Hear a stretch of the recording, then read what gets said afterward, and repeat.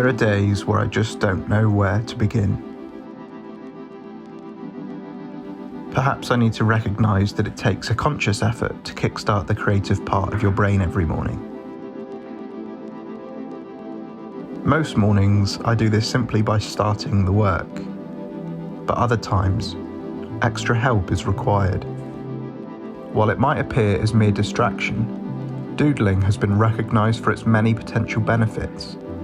It engages the brain's executive functions, which are responsible for problem solving, organisation, and creative thinking. It can act as a stress relief mechanism. It provides a space for your subconscious mind to work on creative problems and generate new concepts.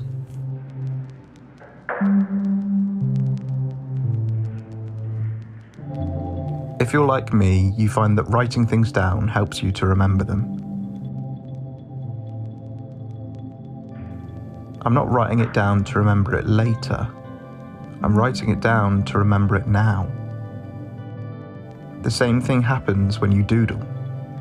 It can actually help you to concentrate more on what you're listening to, even as you're sketching away. With that in mind, today I wanted to recommend 3 podcasts to you for such an occasion. Time for a Cream Tea. Admittedly, 2 close friends of mine host this podcast, but I promise you it's a great listen. Joe is a Catholic and Thomas an evangelical Christian. The podcast is an open space for healthy discussions and debates, no matter which side you're on. It's always a thought-provoking listen, and I've even guested on it a few times too. Tetragrammaton. Legendary music producer and all-round creative guru Rick Rubin hosts conversations with some incredibly brilliant creative minds. Favourite episodes of mine recently have been his chats with John Mayer and Tom Hanks. The New Yorker Fiction, a monthly podcast in which an author chooses their favourite story written by someone else and they read it. It's a great listen for when you're in the mood for an audiobook but don't have the time or the credits.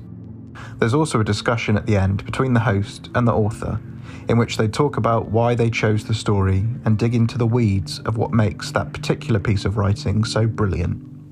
To find links to these podcasts, you can go to the description below, where you can also find access to my writing on Substack, where I post 2 newsletters every week.